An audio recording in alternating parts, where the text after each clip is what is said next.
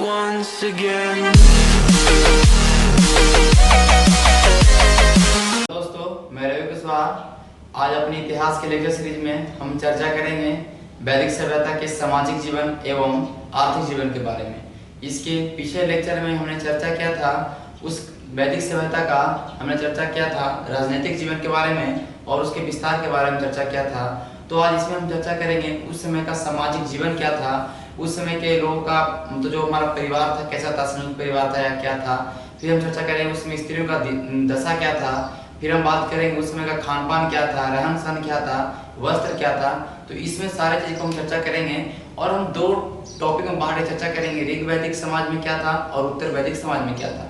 हमने जैसे कि विस्तार देखा था ऋग वैदिक समाज का विस्तार, उत्तर वैदिक समाज का विस्तार। फिर देखा था हमने राजनीतिक जीवन को भी हम दो भागों में बांटा था। तो इसी तरह हम देखेंगे आज सामाजिक जीवन के बारे में। तो पहले स्टार्ट करते हैं हम सामाजिक जीवन।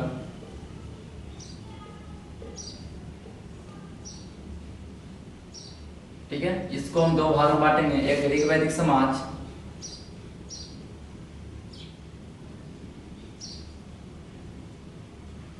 एक हमारा हो जाएगा उत्तर वैदिक समाज। ठीक है, तो पहले हम चर्चा करते हैं ऋग वैदिक समाज क्या था, कैसा था। तो इसमें हम जब टॉपिक्स को बात करेंगे, जिसके बारे में चर्चा करेंगे, तो हम बात करेंगे परिवार का, किस समय के लोगों का परिवार कैसा था। हम बात करेंगे वर्ण व्यवस्था का, वर्ण व्यवस्था कैसा था। हम बात करेंगे खान पान का, हम बात करेंगे वस्त्र आभूषण का, हम बात करेंगे इन लोग का मनोरंजन का साधन क्या था, हम बात करेंगे स्त्रियों का दशा क्या था।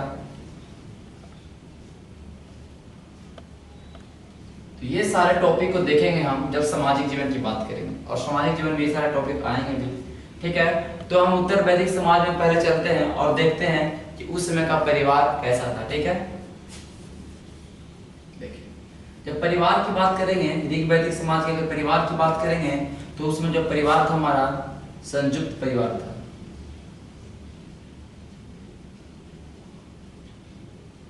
संयुक्त परिवार कहने का मतलब इस समय चार चार पीढ़ियां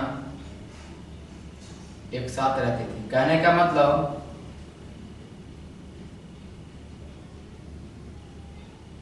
संयुक्त परिवार था और चार चार पीढ़ियां एक साथ रहती थी, मतलब बहुत ही बड़ा एक तरह से परिवार था, और ये हमारा एक वैदिक समाज में था। ठीक है, अब देखते हैं हम इसमें प्रीति पक्ष, मातृ पक्ष। तो मेरा कहने का मतलब ये है कि जैसे कि आज हम देखते हैं कि हमारे नाना नानी अलग जगह रहते हैं, दादा दादी एक अलग जगह रहते हैं, मतलब दोनों अलग अलग घरों में रहते हैं। ठीक है, तो लेकिन जब उस समय देखते हैं कि पितृ पक्ष मतलब दादा दादी और मातृ पक्ष नाना नानी सब एक साथ रहते हैं। इतना बड़ा संयुक्त परिवार है कि सारे एक साथ रहते हैं, पितृ पक्ष और मातृ पक्ष, पिता की तरफ वाले परिवार और माता की तरफ वाले परिवार सब एक साथ मिलकर रह रहे हैं। ये हमारा था संयुक्त परिवार, चार चार पीढ़ियां एक साथ रहते हैं। ठीक है, अब अगर हम बात करेंगे कि इस समय जैसे कि ममेरा, चचेरा, फुफेरा, जो भी मतलब कहने का मतलब कजिन्स, जैसे कि हम इस्तेमाल करते हैं उसके लिए शब्द इंग्लिश में कजिन या फुफेरा ममेरा जो भी, इसके लिए उस समय शब्द इस्तेमाल होता था नपत्री। ठीक है, नपत्री ये शब्द इस्तेमाल होता था हमारा कजिन्स के लिए, ममेरा, चचेरा, फुफेरा के लिए जो शब्द यूज होता था हमारे ऋग वैदिक समाज में, वो हमारा है नपत्री। नपत्री।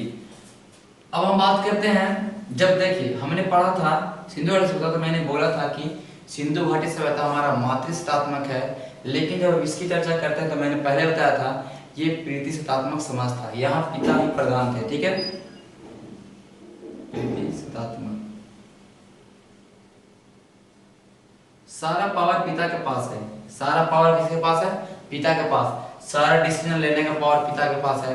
पिता जो बोलेंगे वही माना जाएगा। जैसे कि हम सिंधु घाटी सभ्यता में देखें कि उसमें मातृ देवी की पूजा होती थी, तो उसको बोले कि मातृ शतात्मक है, लेकिन ये हमारा है प्रीति शतात्मक। और ये पूछता भी है कि हमारा जो ऋग वैदिक समाज है, हमारा जो वैदिक सभ्यता है वो किस टाइप का समाज था, तो प्रीति शतात्मक समाज था। ठीक है, तो हम बात करेंगे इसमें एक अजीगर पिता था, ठीक है, अजीगर ठीक है, एक पिता थे अजीगर, उन्होंने 100 गाय के बदले अपने पुत्र को बेच दिया। ऐसे मैंने पहले बताया था कि जो ये सब पशुधन, जो वैदिक सभ्यता हमारा है, ये पशुधन जिसके पास जितना पशु था वो उतना पावरफुल माना जाता था और गाय को सबसे ज्यादा पवित्र भी माना जाता था। तो इन्होंने 100 गाय के बदले अपने पुत्र को बेच दिया। सोचिए इतना अधिकार है कि अपने पुत्र को बेच दे रहा, और ये हमारा था कौन, अजगर, ठीक है। तो इससे पता चलता है कि समाज प्रीति सतात्मक कितना हद तक था, ठीक है, कोई लिमिट नहीं था, मतलब कोई भी डिसीजन लेता था, अपना बेटा को बेच दिया, ठीक है, 100 गाय के बजाय अपना बेटा को बेच दे रहा। ये था हमारे अजगर। एक और था हमारा रिजास नाम का जुआरी था, रिजास, ये जुआरी था, ये अपना पुत्र को हार गया। सोचिए जुआ में पुत्र को हार जा रहा, इतना इनके पास अधिकार है, पिता के पास प्रीतिसत्तात्मक होते हुए इतना अधिकार है कि पुत्र को बेच दे रहा, पुत्र को हार जा रहा। तो इससे पता चलता है कि समाज हमारा था क्या था, प्रीतिसत्तात्मक था। तो हमने परिवार का चर्चा कर लिया और हम चर्चा करते हैं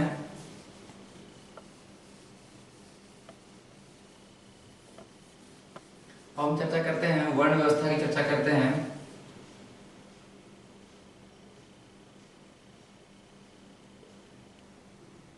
तो हमने पहले बताया था कि वर्ण का सब उसमें होता था, वर्ण का मतलब रंग। तो रंग में हम देखते थे 2 तरह के, एक गौर और एक श्याम। गौर जिसका मतलब देखने में वो थोड़ा गोरे लग रहे हैं, और मतलब वो हमारे आर्ज होते थे, ज्यादातर आर्ज होते थे, तो देखने में गोरे लग रहे थे। तो उसमें वर्ण का मतलब रंग था, रंग से, ठीक है। तो वर्ण वैसा था, हमें गौर था, और श्याम था जो अनार लोग रहते थे, अनार जो आर्ज नहीं थे, ठीक है। तो ये चीज था। अब आगे चल के ये वर्ण व्यवस्था था, आगे चल के जो वर्ण व्यवस्था था देखेंगे हम, ये चयन व्यवस्था बना था, चयन वर्ण, मतलब आप चयन करिए, मतलब जैसे कि हम देखते हैं कि कोई मतलब जैसे पिता हमारे मतलब मान लेते हैं, इसमें देखते हैं कि एक हम पढ़ते हैं, इसमें देखते हैं कि पिता होता है एक का, मान लेते हैं जैसे कि कोई अलग पेशा में, पिता अलग पेशा में है, माता अलग पेशा में है, पुत्र अलग पेशा में है, तो इसमें वर्ण का चयन होने लगा था। आगे जाके वर्ण व्यवस्था देखते हैं, ठीक है। तो हम देखते हैं फिर उसके बाद कि ऋग्वेद की जब हम बात करते हैं, ऋग्वेद तो 10वें मंडल की हमने बात बताया था, 10वें मंडल में पुरुष सूक्त है, 10वें मंडल में पुरुष सूक्त है, जिसमें चतुष्वर्ण समाज की बात कही गई है। चतुष्वर्ण समाज कहने का मतलब 4 वर्ण की बात कही गई है, जिसमें ब्रह्मा के मुख से जो पैदा हुआ उसको ब्राह्मण बोला गया, छाती से जो पैदा हुआ उसको क्षत्रिय बोला गया था, और जांघ से पैदा हुआ वैश्य, और जो पैर से पैदा हुआ शूद्र। तो इसमें 4 तरह के वर्णों की व्यवस्था थी, क्षत्रिय, ब्राह्मण, क्षत्रिय, वैश्य और शूद्र। तो ये हम देखते हैं वर्ण व्यवस्था में इतना ही। आगे चल के जब उत्तर वैदिक में देखेंगे वर्ण व्यवस्था में थोड़ा परिवर्तन आता है। अब देखते हैं हम स्त्रियों की दशा क्या थी।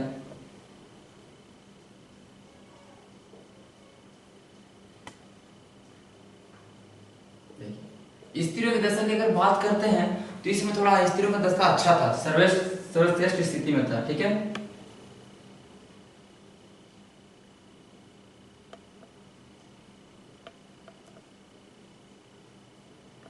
सर्वश्रेष्ठ स्थिति में था हमारा इस समय स्त्रियों का दशा। इसलिए ऋग्वेद में स्त्रियों के लिए शब्द इस्तेमाल किया गया, जेदास्तम, जेदास्तम, ठीक है, ये याद रखिएगा, जेदास्तम शब्द इस्तेमाल किया हुआ गया है, और इसका मतलब होता है स्त्री ही घर है, पत्नी ही घर है। और जहां पत्नी नहीं है वो घर नहीं है, पत्नी ही घर है। जेदास्तम से हमारे ऋग्वेद में जो है, तो इससे पता चलता है कि ऋग्वैदिक समाज में स्त्रियों की दशा बहुत ही अच्छी थी। और जब उत्तर वैदिक समाज की बात करेंगे तो वहाँ स्त्रियों की दशा थोड़ा बिगड़ता है। अब हम बात करते हैं स्त्रियों को सभा, समिति, यज्ञ, ठीक है, ये सब में भाग लेने का अधिकार था। हमने बताया था अभी कि सभा समिति में सब स्त्री सदस्य होती थी, तो सभा में, समिति में, यज्ञ में, ये सब कार्यों में स्त्रियां भाग लेती थी। यहाँ तक कि स्त्रियां युद्ध में भी भाग लेती थी, ठीक है। तो ये स्त्री का देख रहे हैं यहाँ पे स्थिति सही है। अब हम बात करते हैं और आगे, तो देखते हैं इस समय जो स्त्रियों का जो हमारा जो विवाह होता था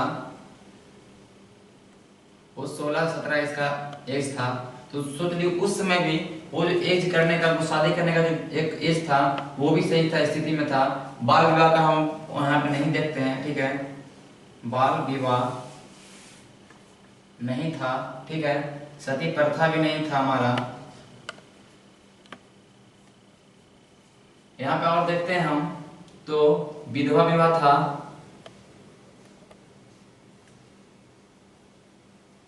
विधवा विवाह का भी हम देखते हैं, विधवा विवाह था, अंतरवर्णीय विवाह भी था, मतलब एक वर्ण से दूसरे वर्ण में शादी कर सकते हैं। तो कहने का मतलब स्त्रियों का स्थिति अच्छा है। यहाँ पे देख रहे हैं सभा समिति यज्ञ में भाग ले रही है, यहाँ पे देख रहे हैं बाल विवाह नहीं है, सती प्रथा भी नहीं है, विधवा विवाह भी है, अंतरवर्णीय विवाह भी है, और इसमें देखते हैं विदुषी, मतलब कहने का मतलब स्त्रियां विद्वान जिन्होंने ऋग्वेद से कुछ ऋचाओं का भी हमारा संकलन किया है, तो इसमें विदुषी भी थी, जैसे कि हमारा लोकमुद्रा, ठीक है, हमारा जो हमारा विदुषी मतलब विद्वान की बात करते हैं, उसमें स्त्री विद्वान की बात करते हैं, तो हमारा था लोकमुद्रा। फिर हम देखते हैं और था फिर अपाला, लोकमुद्रा, अपाला, और हम बात करते हैं घोषा, निवावरी, ये सब नाम है स्त्रियों का।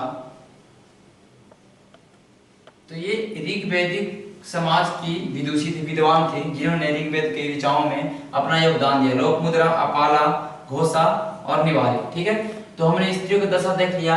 अब हम चर्चा करेंगे आगे इनके खान पान की क्या थी, ठीक है, इनका खान पान का क्या था, इसको मिटाते हैं।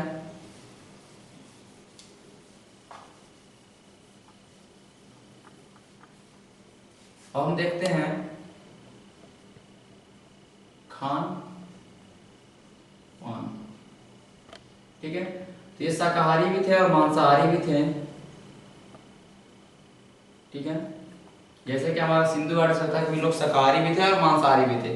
तो शाकाहारी में बात करते एक तरह के खान का, क्षीर पकोदन, ये बनता था दही प्लस यव, एक तरह का यम है, दही और यव को मिला के बनता था क्षीर पकोदन, जो कि इन लोगों का बहुत अच्छा भोजन था, ठीक है। और अगर हम बात करते हैं इन लोग का और एक और भोजन था, उसका नाम था कंडरव, कंडरव, ठीक है। ये दही प्लस जौ का सत्तू, ठीक है, दही और जौ का सत्तू को मिलाकर बनता था करव, ये भी खाते थे लोग बहुत चाव से। और अगर हम बात करते हैं तो सोमरस, जो कि मंजुवत पर्वत से निकलता था, मैंने पहले बताया, जब इंद्र इसको पीते थे, इंद्र को सुमापा बोला गया है, मंजुवत पर्वत से निकलता था सोमरस। तीन लोग का एक तरह का पान था, ठीक है, एक तरह का पीने का पदार्थ था, तो ये मंजुवत पर्वत से सोमरस था, ठीक है। और अगर हम बात करते हैं इन लोग के मांसाहारी की बात करते हैं, मांसाहारी प्रवृत्ति की बात करते हैं, तो ये लोग खाते थे वैल, बकरी, भेड़, कहीं कहीं घोड़ा का प्रमाण मिला, घोड़ा का, ये सब का मांस खाते। जैसे घोड़ा का हम देखते हैं कि अश्वमेध ये सब होता था, उसके बाद घोड़ा का बलि दिया था, फिर घोड़ा खाते थे। तो बैल, बकरी, भेड़, घोड़ा का मांस खाते थे।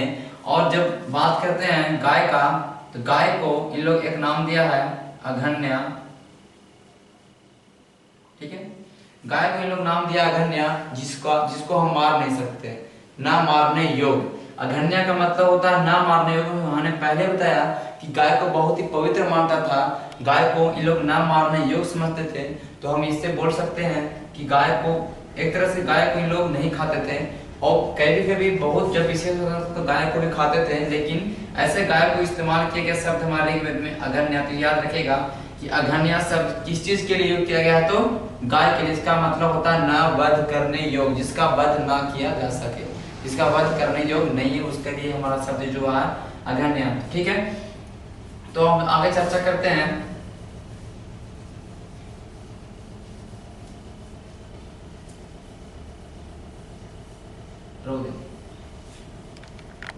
हम देखते हैं वस्त्र और आभूषण की बात करते हैं। वस्त्र व आभूषण। तो हम देखते हैं 4 तरह के वस्त्र की हम बात इसमें करेंगे, ठीक है। एक हमारा नीवी या अधिवास, वासस, अधोवास, उसनिस, उसनिस, उसनिस। ये हमारा वस्त्र, 4 तरह के वस्त्र हो गए जो पहनते थे उस समय। ये नीवी उस टाइप के वस्त्र को बोलते थे जो कमर के नीचे पहना जाता था, उसको बोलते थे हम नीवी। तो हम लिख देते हैं कमर के नीचे। तो कमर के जो नीचे पहनने वाले वस्त्र को बोला जाता था नीवी या अधिवास, और वासस बोला जाता था जो कमर के ऊपर पहने, कमर के ऊपर, ठीक है। और अधोवास कहने का मतलब जो हम जिससे हम ढकते हैं, ठीक है, जिससे हम कमर के ऊपर ही, कमर के ऊपर वाले पार्ट को ढकते हैं, जैसे कि ओढ़ने वाला चीज को बोल सकते हैं, ओढ़ने वाला चीज को, जैसे कि हमारा साल हो गया, ये वस्त्र के ऊपर पहना था, साल हो गया, अंगोछा हो गया, चादर हो गया। मतलब जो हमारा वस्त्र को ढके, वस्त्र को ढकने वाला, उसको बोलते थे अधोवास। और उसनिस की बात करते थे, उसनिस पगड़ी के लिए इस्तेमाल किया गया है, पगड़ी। ये 4 तरह के वस्त्र थे हमारा जो ऋग्वैदिक काल में यूज होता था। और आभूषण की बात करेंगे तो हम बात करेंगे 2 तरह के आभूषण का। एक निष्क, जिसको सोने का आभूषण बोला जाता है, निष्क शब्द यूज हुआ है सोने के आभूषण के लिए। ऐसे निष्क शब्द सोने के ढेर के लिए भी इस्तेमाल हुआ है, सोने का ढेर। तो निष्क शब्द हमारा इस्तेमाल हुआ था सोने के आभूषण के लिए। और एक शब्द, एक और चीज है गले का हार, जिसके लिए शब्द इस्तेमाल हुआ था रुकम, गले का हार, जिसके लिए शब्द इस्तेमाल हुआ था रुकम। तो 2 चीज हमारा इस्तेमाल हुआ, 2 शब्द, एक रुकम और एक निष्क। निष्क जो सोने का आभूषण, और गले का हार के लिए एक हमारा रुकम। तो ये हमारा आभूषण में हो गया। अब हम चर्चा करेंगे इनका खेल कूद, या इनका चर्चा करेंगे, मनोरंजन की बात करेंगे, ठीक है।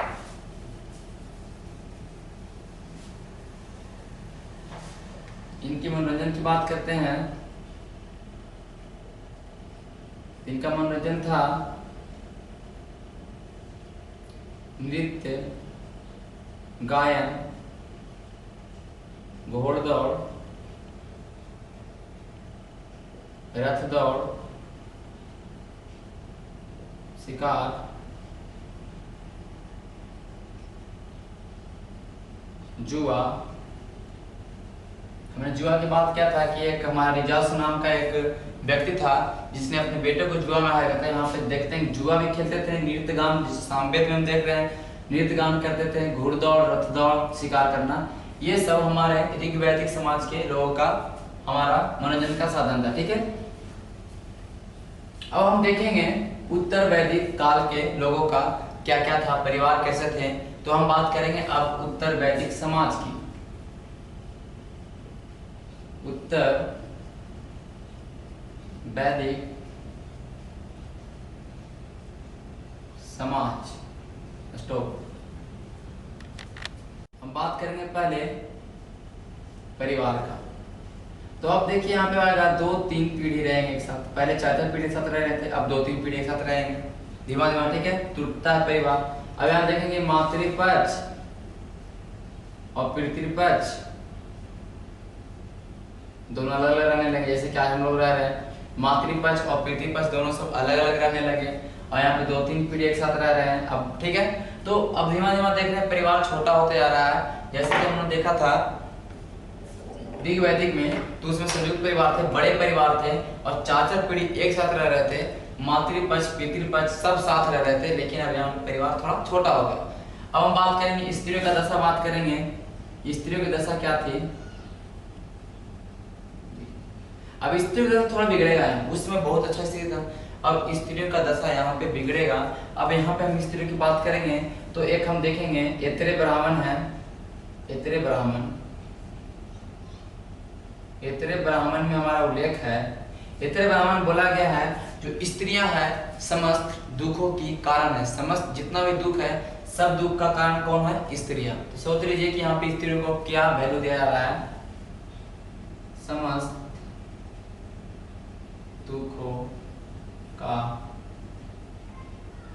कारण। ठीक है, ये हमारा बोला है ऐतरेय ब्राह्मण में स्त्रियों के बारे में। ठीक है, अब हम देखते हैं मैत्रायणी, ये सब ग्रंथ का नाम है मैत्रायणी संहिता। मैत्रायणी संहिता में बोला गया है कि स्त्रियां जो है शराब, जुआ, विष ये सब के समान बुरी आदत है। ठीक है, जुआ, शराब, विष के समान बुरी आदत। देखिए स्त्रियों को यहाँ पे क्या वैल्यू दिया जा रहा है? अब देखा जा रहा है कि स्त्रियों को बोला जा रहा है कि जुआ, शराब, विष ये सब के समान बुरी आदत है। अगर स्त्रियां जिनको स्त्रियों से प्रेम है, जिसको स्त्रियों से लगाव है, उनको ये एक तरह से बुरी आदत बोला गया स्त्रियों को। ठीक है, स्त्रियों को बोला गया बुरी आदत मैत्रायणी संहिता में।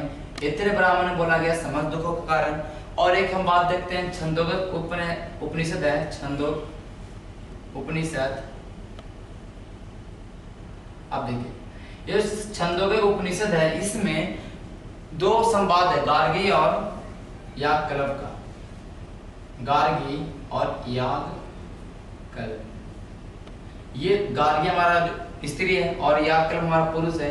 ये दोनों के बीच में गायन संवाद है, गाने का एक संवाद हो रहा है, डिबेट हो रहा है। ठीक है, तो इसमें जब गार्गी जीतने लगती है, जब ये जीतने लगती है तो याज्ञवल्क्य बोलता है कि चुप हो जाओ, नहीं तो तुम चुप हो जाओ, नहीं तुम्हारा सर फोड़ देंगे। ठीक है, ये याज्ञवल्क्य बोला गया। तो कहने का मतलब है स्त्रियों को यहाँ पे थोड़ा गाने का तो मौका दिया जा रहा है, लेकिन लिमिट है, ये जीत नहीं सकते हैं मगर लिमिट। तो उतना ज्यादा इस समय स्त्रियों को छूट नहीं था, जैसे कि हमने देखा था ऋग वैदिक समाज में, लेकिन इस समय स्त्रियों को उतना ज्यादा छूट नहीं था। तो गार्गी याज्ञवल्क्य संवाद में गया। हाँ, अब एक हमारा शतपथ ब्राह्मण है, शतपथ ब्राह्मण, उसमें स्त्रियों को बोला गया अर्धांगिनी। तो यहाँ पे देखिए अर्धांगिनी, तो यहाँ पे थोड़ा स्त्रियों को थोड़ा वैल्यू कहीं कहीं देखते हैं कि यहाँ पे बोला गया स्त्रियों का अर्धांगिनी। लेकिन जब 2-3 किताब में हम देख रहे हैं यहाँ पे समस्त दुखों का कारण, बुरी आदत, यहाँ पे देख रहे हैं लिमिट नहीं है, मतलब एक लिमिट में रह रही है, एक दायरे में रह रही है, तो स्त्रियों का दशा कहीं ना कहीं यहाँ पे बिगड़ा हुआ है। अब हम आगे देखेंगे इसमें हम आगे देखेंगे सभा और जो समिति है, इसमें स्त्रियों को भाग नहीं लिया जाएगा। सभा समिति में स्त्रियों को भाग नहीं लिया जाएगा। यज्ञ हो गया, हम देखें तो उसमें यज्ञ हो गया, युद्ध हो गया, इसमें स्त्रियां भाग नहीं लेगी। अब देखेंगे बाल विवाह का प्रचलन हो जाएगा इसमें। ठीक है, सब उसका पॉइंट रहा, बाल विवाह का प्रचलन स्टार्ट हो गया यहाँ पे। वहाँ बाल विवाह नहीं था, बाल विवाह हुआ स्टार्ट हो गया। हाँ, विधवा विवाह था, विधवा विवाह जो पीछे में था, इसमें भी विधवा विवाह है, इसमें भी अंतरवर्णीय विवाह है। तो कुछ कुछ विशेषताएं हैं, लेकिन बहुत सारे हमारे कुप्रथा का इसमें प्रचलन आ गया है। जैसे कि बाल विवाह इसमें आ गया। हम देख रहे हैं सभा समिति यज्ञ युद्ध में स्त्रियों को भाग नहीं लिया जा रहा है। अब शतपथ ब्राह्मण अर्धांगिनी बोला गया, बाकी ये सब में देख लीजिए स्त्रियों को क्या बोला गया। तो स्त्रियों का दशा कहीं ना कहीं यहाँ पे बिगड़ा है। ठीक है,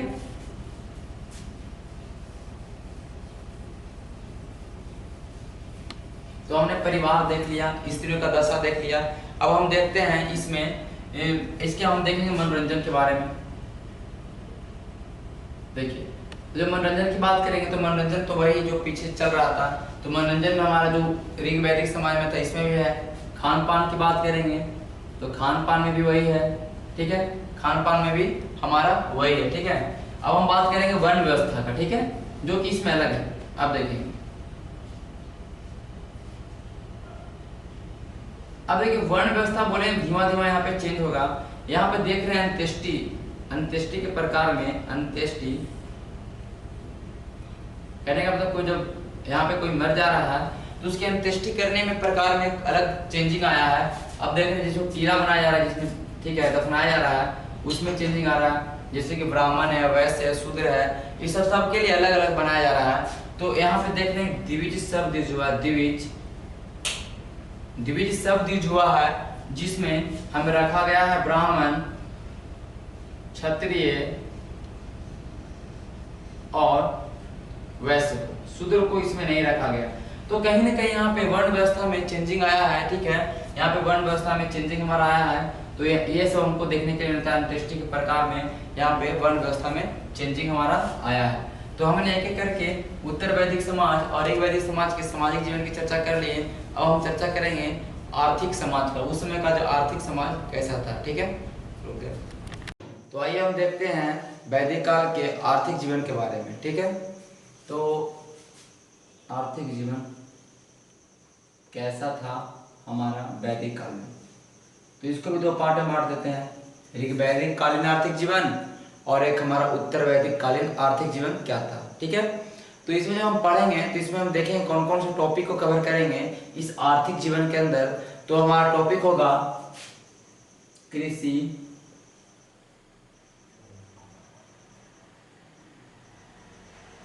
पशुपालन, शिल्प व उद्योग धंधे,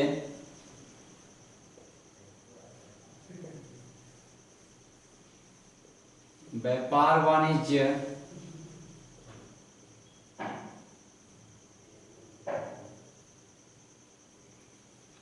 हम बात करेंगे विनिमय के साधन,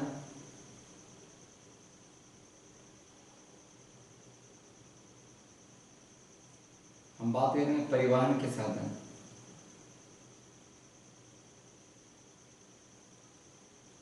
हम देखेंगे कि जो हमारा वैदिक समाज था, वैदिक काल था, उसके अंदर में कृषि क्या हो रहा था, पशुपालन का क्या महत्व था, हमारा शिल्प उद्योग धंधा उसमें क्या था, व्यापार वाणिज्य कैसे हो रहा था, विनिमय कैसे हो रहा था, परिवहन के साधन क्या क्या थे, इसी चर्चा करेंगे। हम बांट के चर्चा करेंगे ऋग वैदिक काल में और उत्तर वैदिक काल बोध।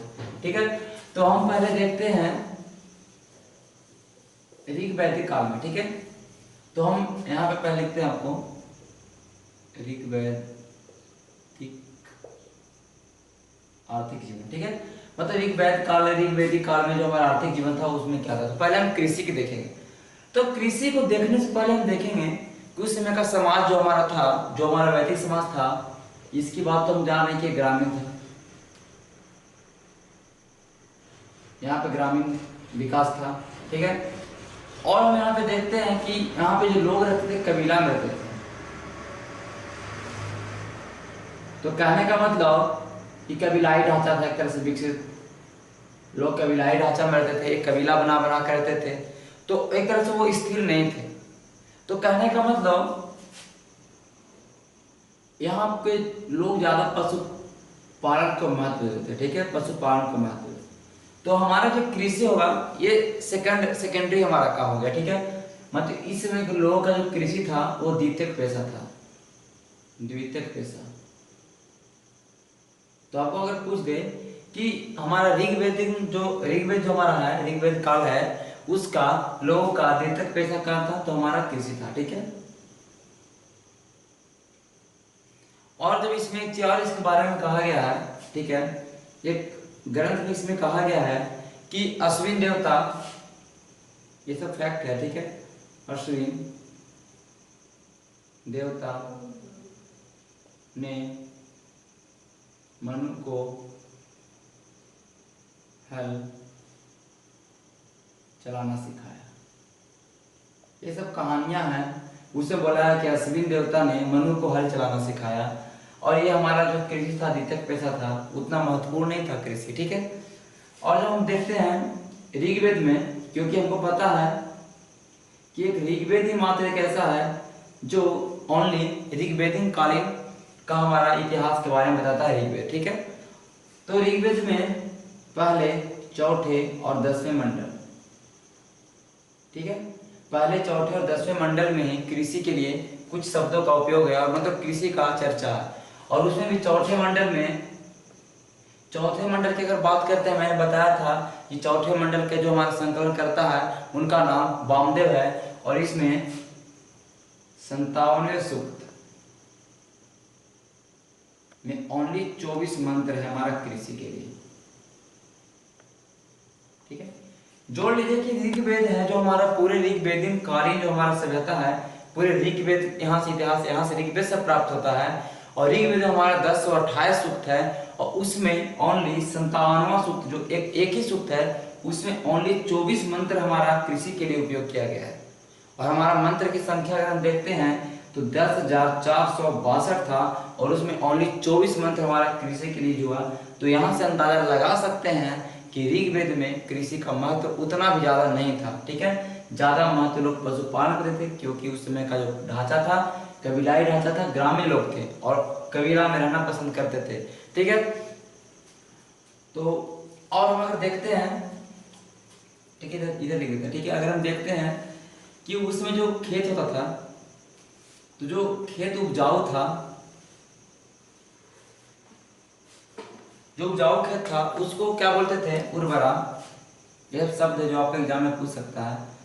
और जो खेत उपजाऊ नहीं था, ठीक है, जिसमें उतना फसल नहीं होता था या कम उपजाऊ था, कम उपजाऊ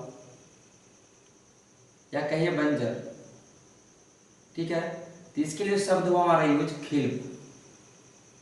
ये बहुत बार एग्जाम में पूछ चुका है कि खिल्प शब्द किस चीज के लिए इस्तेमाल हुआ है, तो ऋग्वेद में। तो ये हमारा कम उपजाऊ या बंजर चीज के लिए युक्त हो गया। ठीक है, अब देखिए ये खेत है, ये जोता हुआ है, तो जो जूते हुए खेत को बोलते थे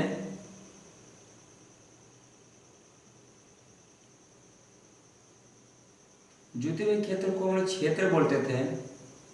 ठीक है, उस समय जूते हुए क्षेत्र को क्षेत्र बोला जाता था। और अगर बात करेंगे जो ये जो खूड़ है, ठीक है, ये जोता गया जो हल का जो खूड़ है,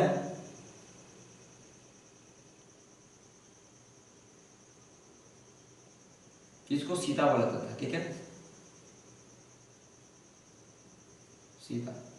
तो ये सीता शब्द किसके लिए इस्तेमाल हुआ था? जो हर के द्वारा जो एक खूण हुआ उसके लिए इस्तेमाल किया गया शब्द हमारा सीता। तो सीता भूमि की चर्चा कहीं कहीं है। ठीक है, तो अगर इससे कंफ्यूज नहीं होना, सीता किसके लिए? हमारा जो जो हमारा जोता हुआ था हल, और हल का जो खूण था उसके लिए इस्तेमाल किया गया हमारा शब्द कौन? सीता।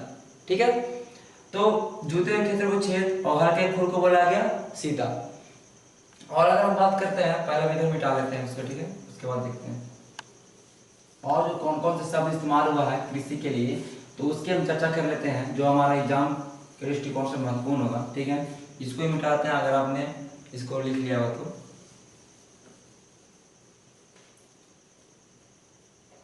शब्दों की बात करेंगे हम तो देखेंगे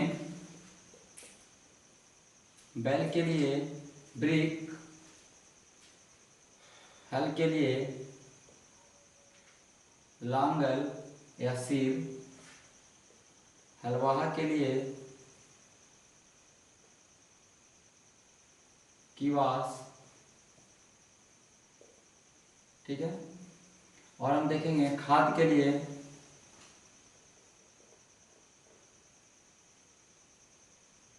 करीस, साकर। ये सारे अन्य शब्द हैं जो उसमें इस्तेमाल होता था, जैसे कि बैल को ब्रिक बोला जाता था, हल को लांगल या सीर बोला जाता था। तो हो सकता है आप एग्जाम में पूछ दे कि लांगल शब्द किस चीज के इस्तेमाल हुआ था, तो हमारा हल के लिए, किवास शब्द किसके लिए इस्तेमाल हुआ था? हलवाहा के लिए। और क्रीस और साकर शब्द किसके लिए इस्तेमाल हुआ था? हमारा खाद के लिए। और हमारा खलिहान की बात करेंगे, खलिहान के लिए शब्द इस्तेमाल हुआ था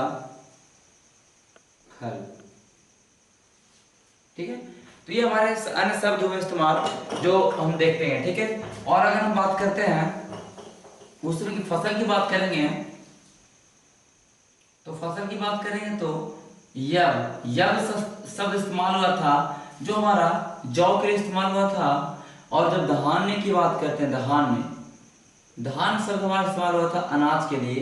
और ऋग्वैदिक समाज में ऋग्वैदिक आर्थिक जीवन देखते हैं तो उसमें वो पता नहीं चल पा रहा, उतना डिटेल नहीं है कि धान के लिए जो अनाज के लिए कौन कौन सा शब्द, अनाज कौन कौन सा अनाज था। ठीक है, बस धान अनाज के लिए इस्तेमाल हुआ ये पता है, लेकिन धान्य का मतलब धान मत समझ आना। ठीक है, धान्य किसके लिए इस्तेमाल हुआ है? तो अनाज के लिए इस्तेमाल हुआ है। ठीक है, अनाज शब्द के लिए हमारा इस्तेमाल हुआ धान, और यव के लिए हमारा इस्तेमाल हुआ है जौ। ठीक है, और देखिए जो ये हमारा जो अनाज रखने के लिए जो कोठरी बनाया जाता था, अनाज रखने के लिए जो कोठारी बनाया जाता था, उसके लिए अगर हमारा शब्द इस्तेमाल हो उसको बोलते थे स्थविर। ठीक है, तो कोठरी जो अनाज रखने के लिए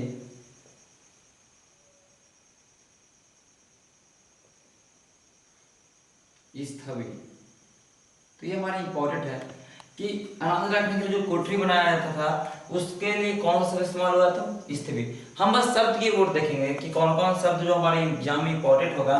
देखिए अब ये हमारा एग्जाम में ज्यादा पूछ सकता है, ठीक है। धान्य के लिए अनाज, ये नहीं कि धान्य किसके लिए इस्तेमाल हुआ था वो धान मार देंगे, ये गलत है हमारा। हाँ धान इस्तेमाल हुआ था ओनली अनाज के लिए। कौन सा अनाज है इसलिए स्पेसिफाई नहीं है। जब हम देखेंगे उत्तर वैदिक में तो पता चलेगा कौन कौन सा अनाज का इस्तेमाल हुआ, ठीक है। अगर हम बात करेंगे कि सिंचाई की बात करेंगे, ठीक है, सिंचाई की बात करेंगे, सिंचाई कैसे होता था। तो जब सिंचाई की हम बात करेंगे तो सिंचाई दो तरह से होता था। एक सिंचाई हमारा हो गया जो प्राकृतिक रूप से, एक सिंचाई जो मैनमेड हम बोल सकते हैं कि आर्टिफिशियल रूप से जो कैसे कर देते हैं। तो जो प्राकृतिक सिंचाई होता है उसको बोलते थे स्वयंजा। अब देखिए स्वयंजा हमारा हो गया बादल, ठीक है। बादल कहने का मतलब कि वर्षा होगा तो इससे सिंचाई होगा। स्वयंजा इसके लिए शब्द इस्तेमाल होता है स्वयंजा सिंचाई, जिसमें हमारा जैसे कि बादल वगैरह हुआ उसके लिए। फिर इसमें नदी आता था, जैसे कि नदी से भी हमारा सिंचाई होता था, ठीक है। बादल और स्वयंजा, ठीक है। अब हम देखेंगे कि बादल के लिए शब्द इस्तेमाल हुआ था पर्जन्य। पर्जन्य तो अगर एग्जाम में पूछ दिया पर्जन्य शब्द किस चीज के लिए इस्तेमाल हुआ था, तो हमारा पर्जन्य शब्द बादल के लिए इस्तेमाल हुआ था। और स्वयंजा जो सिंचाई होता था प्राकृतिक रूप से, प्राकृतिक रूप से। और अगर हम बात करते हैं कि जो सिंचाई हमारा मैन मेड, मतलब उस समय की जो मनुष्य था हमारा मैन मेड, मतलब आर्टिफिशियल सिंचाई की बात करते हैं तो उसमें देखो उसको बोलते थे खनितमा। तो खनितमा में हमारा देख लेते हैं कुआं, कुआं बनाते थे, फिर कुआं से पानी सिंचाई करते थे। उस समय नहरों का ज्ञान नहीं था। जब उत्तर वैदिक की बात करेंगे तो अथर्ववेद जब पढ़ेंगे, अथर्ववेद में, तो अथर्ववेद में नहर की चर्चा की गई है। तो हम ऋग वैदिक में देखते हैं तो उस समय नहर नहीं था, ठीक है, लेकिन कुआं उसमें था। और कुआं के लिए शब्द इस्तेमाल हुआ था अवर, अवर, ठीक है। तो हम देखें सिंचाई में क्या क्या व्यवस्था था। सिंचाई में स्वयंजा था और वहां खनितमा था, बादल नदी, बादल के लिए शब्द पर्जन्य, कुआं के लिए शब्द हमारा अवर। ये हमारा हो गया हमारा कृषि, एक तरह से हमारा कृषि टॉपिक समाप्त हो गया। अब हम बात करेंगे पशुपालन टॉपिक की बात करेंगे, पशुपालन का क्या महत्व था, ठीक है।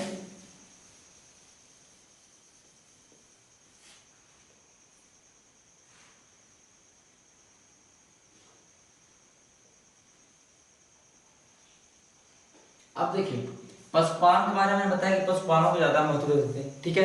तो पशुपालन का महत्व था तो किस किस चीज में देखेंगे। तो देखिए इसका महत्व था हमारा पशुपालन का, तो देखते थे कृषि में इस्तेमाल करते थे लोग, ठीक है। परिवहन में इस्तेमाल करेंगे, फिर हमारा खाद्यान्न में भी इस्तेमाल करेंगे, ठीक है। विनिमय में भी इस्तेमाल करेंगे।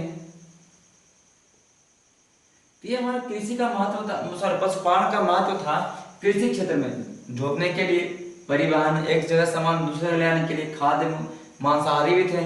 और हम बात करेंगे विनिमय, एक सामान के बदले दूसरे सामान, अगर हम पशु को दे रहे हैं और उससे कुछ सामान ले रहे हैं तो इस्तेमाल होता था हमारा पशुपालन का। अब देखते हैं उसमें कि सबसे अगर हम प्रमुख पशु की बात करते हैं, प्रमुख पशु की बात करते हैं तो सबसे ज्यादा प्रमुख पशु हमारा था गाय। और गाय के लिए इस्तेमाल हुआ शब्द हमारा अघन्य। अधन्य मतलब कहने का मतलब जिसका वध नहीं कर सकते, जो वध करने योग्य नहीं है। और वैसे भी गाय को बहुत ज्यादा पवित्र मानते थे, इसके लिए शब्द इस्तेमाल हुआ हमारा क्या, अघन्य, ठीक है। और गाय को हमारा बोला भी गया है संपत्ति का घोतक।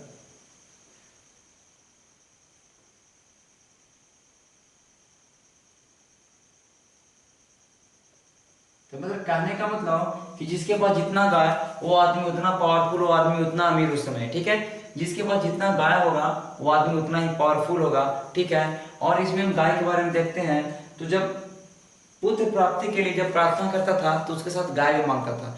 जब भी ईश्वर से प्रार्थना करता था कि हमें पुत्र हो तो उसके साथ बोलता था कि एक गाय भी हमें मिले, ठीक है। सोच लीजिए गाय का इतना ज्यादा इंपॉर्टेंस है हमारा ऋग वैदिक समाज में, गाय का बहुत ज्यादा इंपॉर्टेंट। मैंने बताया कि पूरे वैदिक समाज में गाय का इंपॉर्टेंस ज्यादा होगा, इसलिए गाय के शब्द इस्तेमाल हुआ अघन्य। और देखते हैं गाय से संबंधित शब्द की बात करते हैं तो हमारा हो गया गोपति।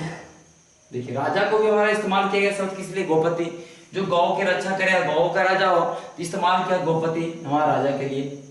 हमने बताया पहले भी गोपति शब्द हमारा राजा के लिए इस्तेमाल हुआ। फिर हम देखेंगे कि धनी व्यक्ति जो ज्यादा धनी व्यक्ति उसके लिए इस्तेमाल किया गोमत।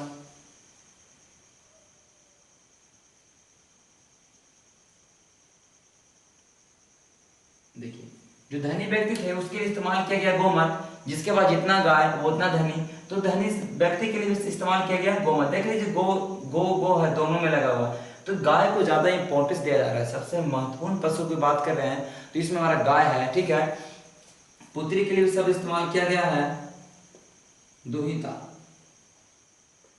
ये सारे शब्द इस्तेमाल किए गए हैं उस समय जो हमारे वैदिक समाज में जो शब्द इस्तेमाल किए गए उसकी हम चर्चा कर रहे हैं। तो हमने पशुपालन में देखा, अब हम देखते हैं कि और अन्य पशु जो हमारा, जैसे कि महत्वपूर्ण पशु तो हमारा गाय हो गया। अब देखते हैं इसके बाद कौन सा महत्वपूर्ण था, तो हमारा एक घोड़ा है, वो दूसरा महत्वपूर्ण पशु है। घोड़ा हमारा दूसरा महत्वपूर्ण पशु है। और हम बात करेंगे और पशु किन कौन से पशु का ज्ञान था, इनको कुत्ता, बैल, हमारा बकरी, ये सब का जानकारी था, लेकिन इनको जानकारी नहीं था किस चीज का, तो इनको जानकारी नहीं था बाघ और हाथी का। ठीक है, इनको बाघ और हाथी का जानकारी नहीं था। अब हम जब पढ़ेंगे उत्तर वैदिक समाज तो देखेंगे कि इनको बाघ और हाथी का जानकारी आ जाता है। तो कहने का मतलब जो प्रमुख पशु की हम लोग बात कर लिए हैं और पशुपालन का महत्व को भी देख लिए कि गाय को कितना ज्यादा इंपॉर्टेंस दिया गया, गाय को अगन्या कहा गया है, संपत्ति का घोतक कहा गया है, और गोपति जैसे गुराजा के लिए गोपति शब्द, धनी व्यक्ति के लिए गोमत, पुत्री के लिए दुहिता शब्द, ये सारे शब्द इस्तेमाल किए गए हैं। तो हमने पशुपालन देख लिया, अब हम देखेंगे शिल्प उद्योग एवं धंधे। ठीक है,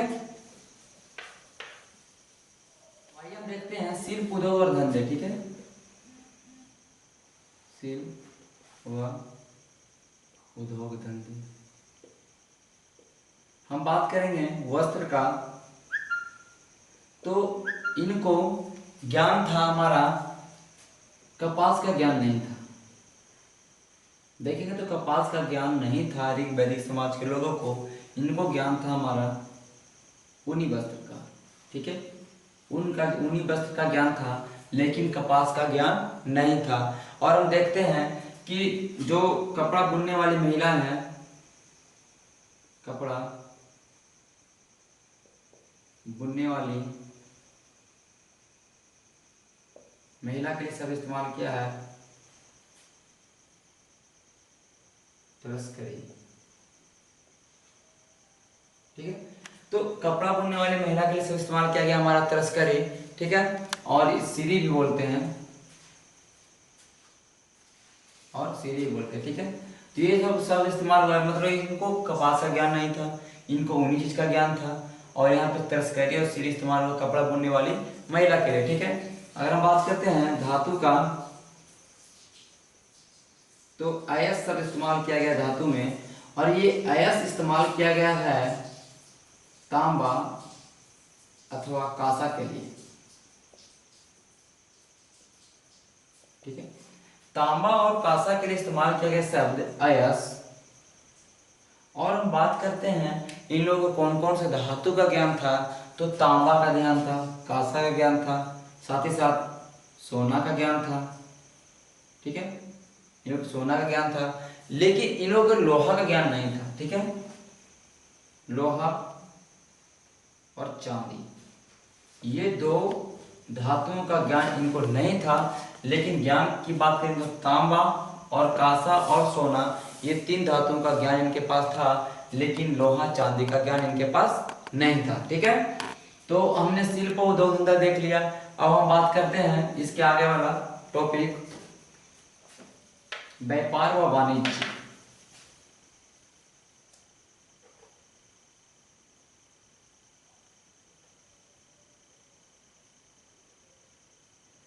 देखिए व्यापार और वाणिज्य की बात करेंगे तो ये एक तो सीमित क्षेत्र में था, सीमित, उतना ज्यादा इन लोग व्यापार नहीं करते थे, लेकिन सीमित व्यापार करते थे। ठीक है, अब सीमित व्यापार की बात करें तो थोड़ा कपड़ा का व्यापार करते थे, साल का व्यापार करते थे, चादर का व्यापार करते थे, तो उतना एक ऊंचे लेवल तक व्यापार इन लोग का नहीं था। ठीक है, तो ये सब कपड़ा का व्यापार, साल का व्यापार, चादर का व्यापार, ये सब का व्यापार करते थे। अगर हम जब बात करते हैं पनी, एक पनी नाम का व्यापारी था, एक पनी नाम का व्यापारी था, जो आज लोग का गाय को चुराता था और बेचता था। इसके बारे में है कि पनी नाम का एक व्यापारी था जो आर्यों का गाय को चुराता था और बेचता था। ठीक है, तो गाय को चुराने वाला व्यापारी था।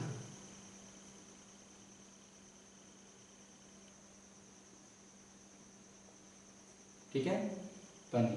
ठीक है, तो हमने व्यापार वाणिज्य में इतना देखा था, ज़्यादा इंपॉर्टेंस नहीं है, क्योंकि हम लोग जानते हैं कि पशुपालन ये सब ज़्यादा महत्व दिया भाई से बता। जैसे कि सिंधु घाटी सभ्यता में व्यापार पे ज़्यादा महत्व दिया गया था, तो उसको उसमें हम देखे थे, लेकिन इसमें उतना ज़्यादा देखना नहीं है। अब व्यापार वाणिज्य की बात हो गया तो हम बात कर लेते हैं विनिमय प्रणाली की बात कर लेते हैं, विनिमय के साधन की बात कर लेते हैं।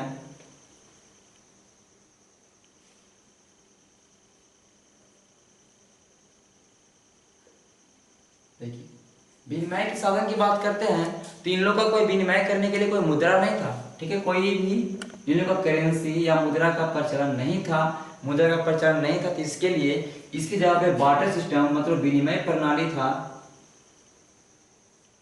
मतलब कहने का मतलब विनिमय प्रणाली कहने का मतलब विनिमय प्रणाली कहने का मतलब यह होता है कि एक वस्तु दो और दूसरा वस्तु ले जाओ। जैसे कि अगर आप गाय को देते हैं तो आपको अन्न कुछ भी अन्न दिया जाएगा। ठीक है, तो कहने का मतलब यहाँ पे विनिमय प्रणाली का मतलब देखने को मिलता है, लेकिन यह हमारा मुद्रा नहीं देखने को मिलता। ठीक है, मुद्रा का कोई प्रचलन नहीं था, लेकिन हमारा विनिमय प्रणाली था। बार्टर सिस्टम इसको बोलते हैं, एक वस्तु को दूसरी वस्तु एक्सचेंज करने के लिए। ठीक है, तो इसमें घोड़ा वाला गाय था, घोड़ा था, ये सब के सामान गाय और घोड़ा को देता था। फिर कुछ सामान जैसे आपके पास अगर अन्न है, मेरे पास गाय है, तो हम आपको गाय दिए, आप हमको अन्न देंगे, तो ऐसा सिस्टम था। ठीक है, तो यहाँ पे मुद्रा का कोई प्रचलन नहीं था। अब हम देखते हैं परिवहन के साधन की बात करेंगे। परिवहन के साधन की बात करेंगे तो परिवहन में बैलगाड़ी हो जाएगा, इक्का गाड़ी हो जाएगा।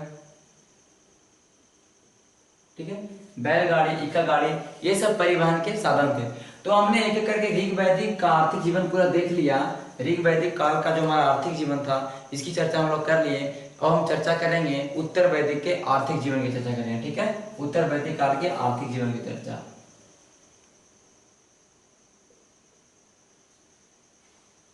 तो आइए हम देखते हैं उत्तर वैदिक काल के आर्थिक जीवन के बारे में। तो पहले हम देखेंगे कृषि की बात करेंगे।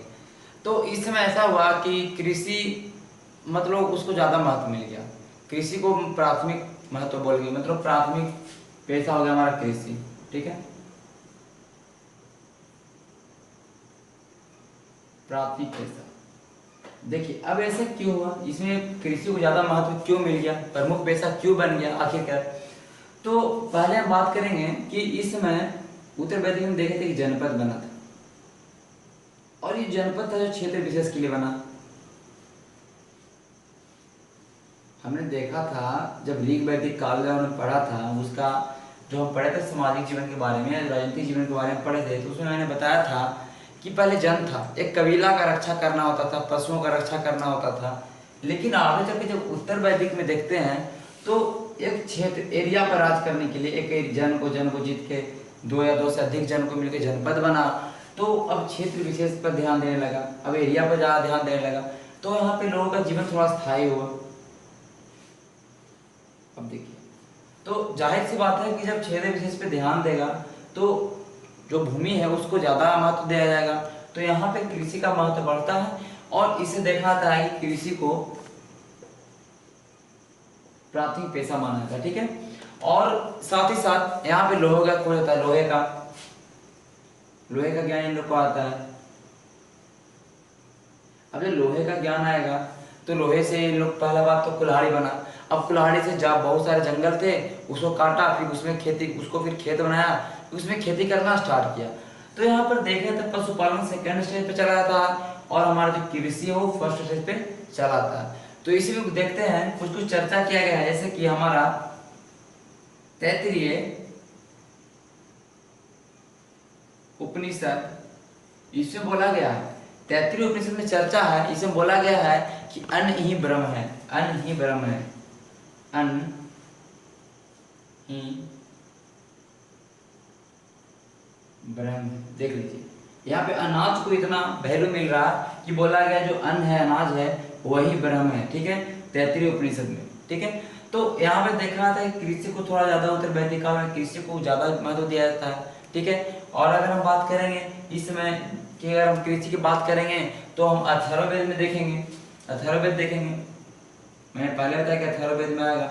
अब अथर्ववेद में देखिए नहर, नहर की चर्चा क्या है, नहर के लिए शब्द इस्तेमाल किया कुल्या, नहर के लिए शब्द इस्तेमाल किया गया कुल्या हमारा अथर्ववेद में। और अथर्ववेद में बहुत सारे मंत्र हैं जो इस्तेमाल किया गया, जैसे कि खेतों में कीट लग रहा है तो उसके लिए मंत्र इस्तेमाल किया गया, ज्यादा बारिश हो गया तो उसके लिए मंत्र इस्तेमाल किया गया, कम बारिश हो रहा है तो उसके लिए मंत्र इस्तेमाल किया गया।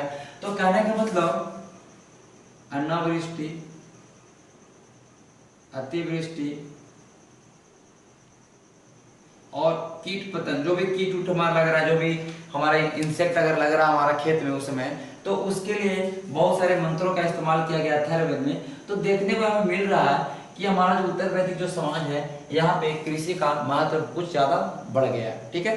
तो हमने कृषि के बारे में देख लिया। अब हम देखते हैं इसके यहाँ पशुपालन की बात करेंगे तो पशुपालन का वही स्टेज है, क्योंकि यहाँ पे कृषि ज्यादा महत्व हो गया तो पशुपालन का महत्व थोड़ा कमेगा। लेकिन इसमें देखते हैं पशुपालन में तो जो पशु थे तो पशु तो हो गई, लेकिन साथ ही साथ यहाँ पे बाघ व हाथी, इनका भी इनके पास ज्ञान आ गया। पहले ये लोग बाघ और हाथी से परिचित उतना नहीं थे, लेकिन जब हमको देखते हैं, जब हम पढ़ते हैं स्रोत, जब पढ़ते हैं हम उत्तर वैदिक काल के लिए कौन कौन से जो भी हमारा स्रोत है साहित्यिक स्रोत, तो इसमें देखते हैं कि बाघ और हाथी का ज्ञान इन लोग के पास आ गया, इन लोग इससे परिचित हो गए बाघ व हाथी से। लेकिन हमारा ऋग वैदिक समाज में ऐसा नहीं था, इन लोग को बाघ और हाथी के बारे में नॉलेज नहीं था, ठीक है। अब हम बात करेंगे पशुपालन की बात हम कर लिए। अब हम देखते हैं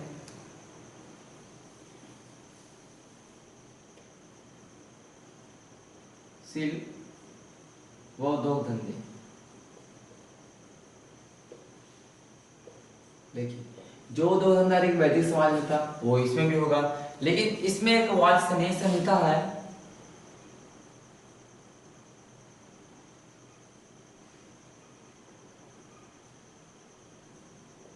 जो वाजस्नेय संहिता है इसमें बहुत सारे उद्योग धंधे का चर्चा किया गया है, बहुत सारे विभिन्न प्रकार के हैं। तो कुछ का मैं नाम लिख देता हूं, जैसे कि कंटिकर, कंटिकर, ठीक है। कंटिकर हमारा हो गया, विदतकर हो गया, विदर्भकार, ठीक है। कंटिकर हमारा हो गया, विदर्भकार हो गया, हमारा कुलाल हो गया, चर्मकार हो गया,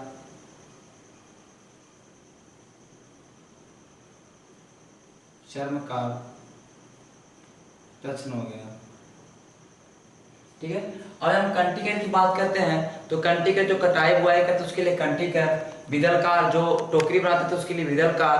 और हम बात करते हैं कुलाल, तो जो हमारा कुंभकार था उसको कुलाल, ठीक है। तो हम लिख देते हैं कंटिकर कटाई बुआई करने वालों को बोला गया कंटिकर, जो टोकरी का व्यवसाय करते हैं टोकरी बनाने का उसे बोला गया विदालकार, ठीक है।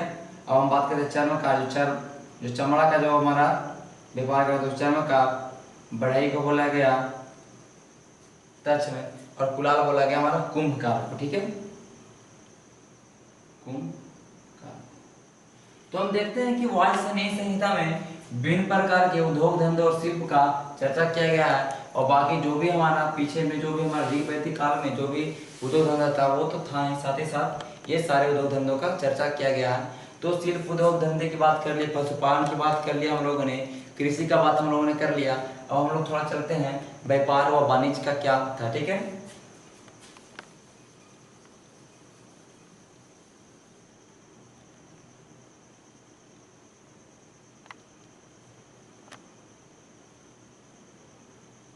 देखिए व्यापार और वाणिज्य का उतना चर्चा नहीं है, इसके बहुत सारे जो स्रोत देखते हैं तो उतना चर्चा नहीं किया गया व्यापार वाणिज्य के बारे में। जो ऋग वैदिक काल के समय जो व्यापार वाणिज्य था हमने बताया कि उतना लिमिट में था व्यापार वाणिज्य, उतना उतना ज्यादा मतलब हमारा फैलाव नहीं था, लेकिन लिमिट में था। तो हम देखते हैं उत्तर वैदिक काल में भी देखते हैं तो उतना ज्यादा नहीं था, लेकिन इसमें किया गया है पूर्वी व पश्चिमी समुद्र की चर्चा मिलता है कुछ कुछ ग्रंथों में पूर्वी या पश्चिमी समुद्र की चर्चा थी। इससे हमें ज्ञात होता है थोड़ा थोड़ा कि शायद इधर का एरिया में व्यापार करते होंगे, लेकिन उतना ज़्यादा नॉलेज इस समय हमें नहीं प्राप्त हुआ। हमें इस समय उतना ज़्यादा नॉलेज इन्फॉर्मेशन नहीं है, तो उतना व्यापार वाणिज्य के बारे में हम लोग नहीं बता सकते हैं, ठीक है। तो ये उतना ज़्यादा इम्पोर्टेंट नहीं है। अब विनिमय की बात करते हैं, तो विनिमय की बात क्या, जो हमारा ऋग वैदिक समाज में था, विनिमय में क्या था कि उस समय हमारा मुद्रा नहीं था, मुद्रा का प्रचलन अभी भी नहीं होगा। ऋग वैदिक उत्तर वैदिक काल में भी मुद्रा का प्रचलन नहीं होगा। तो इस समय के लोग हैं जो वाटर सिस्टम का उपयोग करेंगे, विनिमय प्रणाली, वस्तु विनिमय प्रणाली, एक सामान दो फिर दूसरा सामान ले जाओ, मतलब सामान के बदले सामान। तो यहाँ पे वही प्रक्रिया रहेगी। तो हमने एक एक और हमारा बात करेंगे कि इस समय के परिवहन का, तो वही बैलगाड़ी का गाड़ी। तो हमने आर्थिक जीवन के बारे में बात किया इस लेक्चर में, हमने बात किया इस लेक्चर में सामाजिक जीवन की बारे में बात किया। तो कुल मिला के हम लोगों ने वैदिक सभ्यता के बारे में हर एक टॉपिक के बारे में कवर कर लिया। अगर कुछ छूट गया हो तो वो तो मैं अपने नोट्स पीडीएफ में डालूंगा तो उसमें डाल दूंगा, लेकिन मुझे लग रहा है कि मैंने सारा कुछ इसमें कवर कर लिया है। और अगर आपको समझ में नहीं आ रहा है तो आप कमेंट में लिखिए कि हमको यहाँ पे समझ में नहीं आ रहा है, तो मैं अगले लेक्चर जब बनाऊंगा तो मैं, अगर मेरे बोलने के अगर प्रॉब्लम, जब मैं बोलता हूँ और उसमें आपको समझ में नहीं आ रहा है तो आप कमेंट करके लिखिए कि आपका मतलब पढ़ाने का स्टाइल या कुछ भी, तो मैं आपको वहाँ पे सुधार लाऊंगा। अगर आप कमेंट करिएगा तभी हमको पता चलेगा कि मैं कैसा पढ़ा रहा हूँ, ठीक है। तो आपको फीडबैक देना पड़ेगा, फीडबैक दीजिए कि मुझे क्या प्रॉब्लम हो रहा है, लैंग्वेज प्रॉब्लम है या हम ज़्यादा स्पीड बोल रहे हैं, क्या है ये आपको बताना पड़ेगा, तभी हम इसमें सुधार ला सकते हैं। तो अब हम अगले लेक्चर में मिलेंगे, अगले लेक्चर में चलेंगे महाजन पद की बात करेंगे, ठीक है। तो आज के लिए इतना ही, धन्यवाद।